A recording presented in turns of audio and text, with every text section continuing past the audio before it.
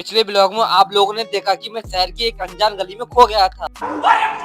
आज 3:15 में कॉलेज की छुट्टी होती है, रोज होती है। छुट्टी के बाद में फिर मैं और मेरा ये निकम्मा मतलब कॉलेज का हरामी दोस्त गाली दे रहा है कोई। इसकी ही बुलेट के साथ चल देता हूँ अपने बरेली शहर कुछ छोटी मोटी शॉपिंग करने के लिए। मैं तो तेरे को हरामी समझता था, तो राम निकला रे, देव मानुस निकला। और फिर बुलेट की स्पीड इतनी तेज थी मानो कोई रॉकेट या एरोप्लेन उड़ रहा है। बुलेट कम से कम 160 की स्पीड से चल रही है। तो खैर मीटर खराब है इसलिए केवल सिर्फ 60 दिखा रहा है। तो केवल 160 की स्पीड से चलती हुई गाड़ी से दिखाई दे रहे थे। फिर थोड़ी ही देर बाद रास्ते में जाम लगा हुआ मिल गया। मेरी किस्मत खराब है, कॉलेज से 3:15 पे निकला और आके अभी ये बीचों बीच जाम में फंस गया। कैसे भी करके गाड़ी को बीच जाम में से हटा के सबसे पहले गाड़ी को एक साइड लगाया और फिर खोखे पैसे एक पास मतलब एक पास सुपारी ली थी।